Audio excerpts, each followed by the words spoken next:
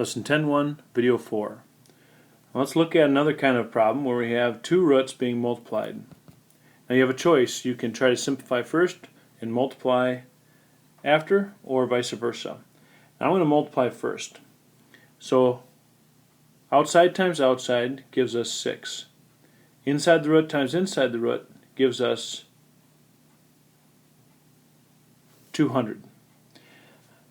Now we can look at the root and focus on that and say, let's find the prime factors. So 2 and 100, 2 and 50, 2 and 25, 5 and 5. So we rewrite this as 6 times the root of, and I'm going to write out the prime factors. There's 3 2's and 2 5's. As mentioned, when there's 2 of one thing, it comes out as just one of them. So we're left with 6 times the 2 that came out times the 5 that came out. On the inside we're left with one piece that had only one of itself, which is 2. The outside becomes 6 times 2 times 5, which is 60, root 2. Another one. Here we have letters that are being introduced. Well, the nice thing about letters is that you can write that pretty easily as prime factors.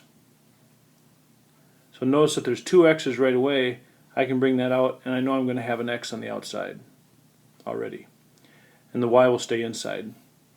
The 112 we got to work a little bit harder at. So 2 goes into 112 56 times. 2 goes into 56 28 times. 2 goes into 28 14 times. And then 2 times 7.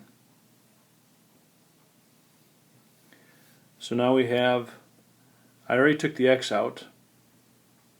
On the inside I have 2 times 2 times 2 times 2 times 7. Again, for every 2 you can pull out one of them. So we're left with 2 times x. On the inside we have a 7 left over and a y. So this becomes 4x root 7y. And our last one, again we'll multiply first. Now they're both inside the root, so we're going to end up with 12x, and that becomes x to the third times x to the second is x to the fifth, because you add them when you multiply bases. So we prime factor it. 2 times 6, 2 times 3.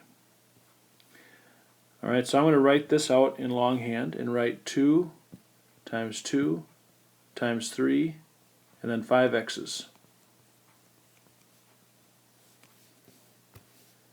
And again, when there's 2 of one thing, you can pull it out as 1. You're left with a 2, x, x, and on the inside you're left with a 3 and an x. So your final answer would be 2x squared root of 3x. And this ends Lesson 10.1, Video 4.